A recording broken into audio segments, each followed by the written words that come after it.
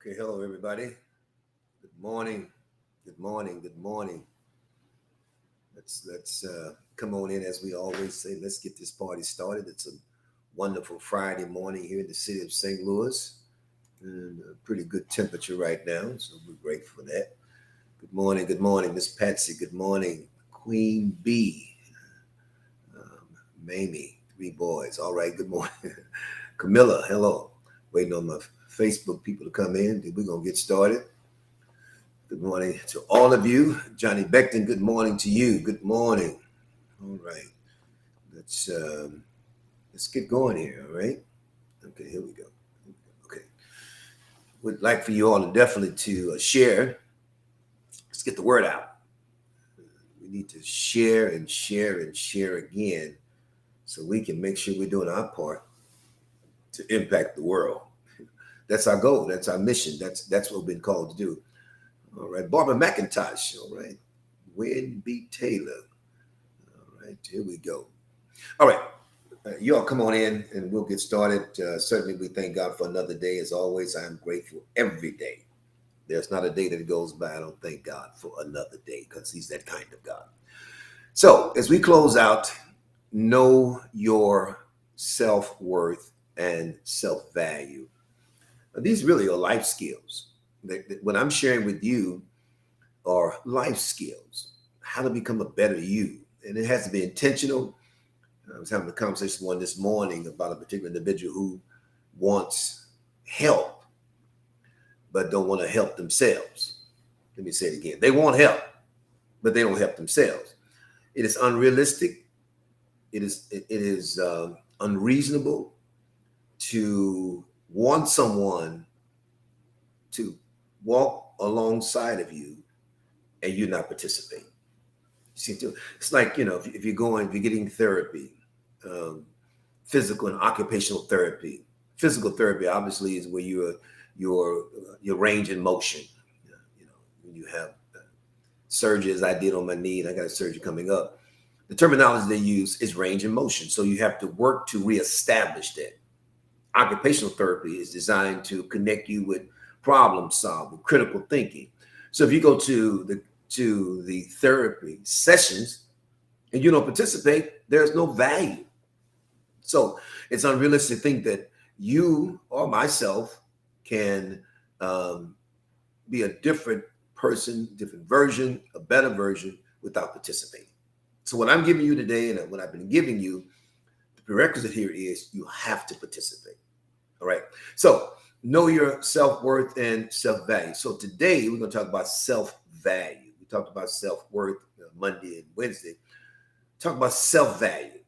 All right. So self-value is the action that keeps us aligned to that self-worth. So self-value, once again, is action.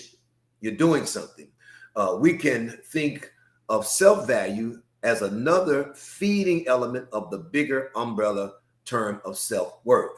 Valuing ourselves is represented in actionable ways and steps that grow and nurture that worth. All right? You go to the gym, you lose weight, you got to nurture that. It means you got to take action steps to maintain the weight or the muscle, the weight that you lost or the muscle you gained.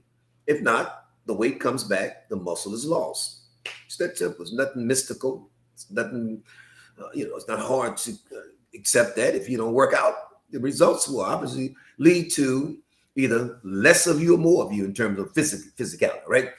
If you value yourself, listen to me, if you value yourself, you inherently feel that you are kind, compassionate, and respectful, and are worthy of those same things in return. So self-value is more behavioral than emotional. Let me say it again. Self-value is more behavioral than emotional. More about you, how you act with what you value, including yourself in that and that. And let me go back, jack it up. Self-value is more behavior than emotional, more about how you act toward what you value, including yourself, than how you feel about yourself compared to others. I'm going, just stay with me now, okay? Self-value is the driving vehicle, that allows us to walk the walk and act in the ways that align with what we value. This shows up in the way we talk to people or steps we take to speak our truth. I can assure you, hey, Pastor Lee, what's up, bro? I can assure you the way you talk to people is a reflection of your self-value, how you handle people, how you deal with conflict. It's a fact, right? So let's talk about action steps. How do I build my self-value? Obviously, we all have been damaged early in life by some situation, some circumstance. All of us, have been exposed to collateral damage. I was watching, I forget the lady's name. She's a praise and worship leader. She shared her story. It's about a 19-minute clip. She talked about the multiple marriages. She talked about being exposed to her parents who would physically fight. Listen to me. It damaged her. So all of us have been damaged. Okay. So what are the action steps to build one's self-value? All right. Number one, acknowledge the inner critic. All of us have this loud voice that talks to us, that criticizes us. Listen to me. We criticize ourselves, this inner conversation. All right. It interjects and often persuades us from taking that leap of faith or believing in ourselves when left unchecked. When you don't check the inner critic, listen to this. The inner critic can have devastating effects on our self-esteem. My God. That inner critic is the person that all of us have that tells us the negative, you all. We criticize ourselves. And if it's left unchecked, if you don't check it, you don't discover how to really speak to yourself in a positive way, you'll go through life and it will deteriorate. Matter of fact, it's already deteriorated. Here's the point. And you won't build your self-esteem because you're too hard on yourself. And you can be assured of this, that folk will be hard on us, but they'll be hard on yourself. We all battle with that. Number two, receive a compliment. Receive a compliment. I had to learn how to accept compliments. I had to learn how to, to accept good things that people say about me. Because you want to be this self-sufficient, I can handle it, I don't need help type of individual. That's not arrogance. It's just that people who are winners and leaders and go-getters, they just got this thing about them. It's just a fact of life. We're so afraid of coming off as needy that we hardly ever receive the good words someone sends our way. So the true culprit here is that we don't often believe we are worthy of a compliment. That's the fact. So what do I say to people? And this is not arrogance. I'm just keeping it real, man. I went to a dinner meeting last night. And sometimes I walk when I come into church on Sunday morning, my greeters and say, Bishop, you look good, Bishop. I like your shoes, Bishop. I like your suit, Bishop. And you look nice, etc. So this is what I do. And when people compliment me, how I dress, how I look, that's what I say to people. I say, somebody has to do it. Somebody has to represent. Why not me? Hello, somebody. Why not me? Why not you? When people compliment you and say nice things about you, say, why not you? Yeah, I'm the one. Yes, I look good. Yes, I am nice. Yes, I am fearfully and wonderfully made. Yes, why not me? Then when you've been through enough and traveled through the quarters of life and been polished by life and you come out of something and you don't look like what you've been through, why not you? So when people give you a compliment, say, why not me? Somebody got to do it, right? Number three, be grateful. It's important. Be grateful for effort. Why is it important? because it's not always easy to show up for life. It isn't. Let's keep it real. Sometimes we're going through the motion, we're showing up, but we're not present. All right. One way to value yourself more is to be grateful for everything you do. It's easy to be critical and wish you've done better. Who hasn't failed at something or didn't give their best, or wish after giving their best, they wish they could have done better? Learn to celebrate. Learn to celebrate progress, and your entire being will be thankful. Let me say it again. Learn to celebrate small progress. And in return, your entire being, your whole being will be grateful. Your existence is grateful. Hello, somebody. You show up, and guess what? All of you is grateful. Because you have this persona, you have this look on your face, you have this presentation that I'm grateful. Number 4, practice affirmation in the mirror. Why? Why practice affirmation? Not just the mirror in your car, at work, talk to yourself. Let me say this to you. The eyes are the mirror that the soul sees. It's practicing. Your eyes is the mirror of the soul. So what's going on? You practicing speaking affirmation in the mirror, and you tell yourself in the mirror. Not just sisters, don't just put the makeup on and just to look good and whatever. No, while you're doing it, man, I'm looking good today. Man, I'm on my way to a wealthy place. Put that bow tie on, brother. Said, boy, brother, you're looking good. You're looking sharp today. Listen to this. Affirmation may be something like, I'm loved and loving, or today I embrace myself as I am. I'm here to tell you, because if you wait on folk, you might not be affirmed. So you affirm yourself. Number 5, give attention to your dreams. This is important.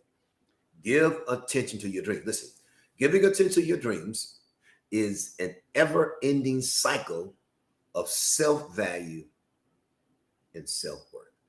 So the cycle of the dream could change, but it's a matter of, you got to pay attention to your dreams. And when you accomplish something, move to something else. All right. Our dreams are our deepest desires and wishes. Check this point out. Our dreams are a deposit we make toward our expected future success. Think about it. Let me say it again. Our dreams are a deposit we make toward our expected future success. So if you don't make a deposit toward your dream, you don't make a deposit toward your success. Nothing from nothing leaves nothing. So you got to make a deposit. Got to take steps. This is toward my dream. Might not be big right now, but the more you take steps you take in increments, the more you see your dream come to pass. Lastly, number 6, don't settle for less. Right? If you're unhappy, notice that you are, and start to ask yourself, what would make you happier? If you're unhappy, in the church, we have this way of not acknowledging that we're not happy, because we try to spiritualize unhappiness. And I believe that your Lord is my strength, but sometimes you're just not happy. It's okay. You're not happy. You're not a happy parent. You're not a happy spouse. You're not a happy church member. You're not happy. So again, notice this. I'm not happy. Check this out. You don't have to tolerate anything or anyone who doesn't bring you joy and contentedness. There are always choices in life. It's up to you to believe that you are worthy of the best ones. And the longer, I had to learn this the hard way, the longer you wait for someone else to to affirm you, to promote you, celebrate you, the longer you will delay your happiness. Because guess what? You've chosen not to be happy. And let me say this to you. It's not your job to sustain someone else's happiness. If they're not happy with themselves, let me talk to you parents. While you buying all this stuff, trying to create a happy environment with your children. You bought all that you thought they wanted and spent all that money. You in debt, credit card up to the tilt, and they're still not happy. And you keep on buying, thinking that you're going to change or shift the needle. You're not going to be happy. Because more does not make you better. Hello, somebody. Isaiah 64:8 says, and yet, O Lord, you are our Father. We are the clay and you are the potter. We are all formed by your hand. Well, I feel God with that. That's right. You're the potter and we're the clay. Solomon says, no, not Solomon, but the psalmist says in Psalm 139, he says, verse 13, he says, you made all the delicate inner parts of my body and knit me together in my mother's womb. Thank you for making me so wonderfully complex. Your workmanship is marvelous. How well I know it. Listen, ladies and gentlemen, it's our time. Rise up. Know your self-worth and your self-value. Don't go through life trying to be a performer and waiting on folk to grade you and you did a good job, didn't do a good job. Tell yourself you did a good job. When you don't do a good job, do a better job. Because you can give your all to folk and they still won't acknowledge who you are. But that's their problem. Don't make that your problem. Know that you are a special individual and there's nobody like you. Okay, gotta go. Now, I have to, again, you all know I got this major surgery Monday and Tuesday. As a matter of fact, I talked to the doctor's office yesterday, and both days, surgeries, first day is 3 hours and 50 minutes. Second day, 3 hours and 40 minutes. Yeah. So almost 4 hours per day that I'll be in surgery. You know, I got these 5 discs they're going to operate on. So, man, listen, I am not looking forward to this at all. At all. But, you know, you got to do what you got to do so you can be better. So I solicit your prayers. With that in mind, I will not be doing my social media pieces in terms of all the various platforms because my number one priority will be to get better, obviously, and to manage whatever pain I encounter during the process. So I solicit your prayers. And as soon as I can, I'll be back. The Lord said the same. As soon as I can, I'll be back. Again, thank you for your support and your prayers. And we'll tune in when we get back. All right. Y'all be blessed. Please share. Let's get the word out. All right. Get the word out. All right. And I believe that when you know who you are, your self-worth, self-value, you will share. Someone else needs to know their self-worth and self-value. All right. As a matter of fact, I said to you, I'll close. Your children, your spouse, your family, let's share. The world needs to know this. God bless you.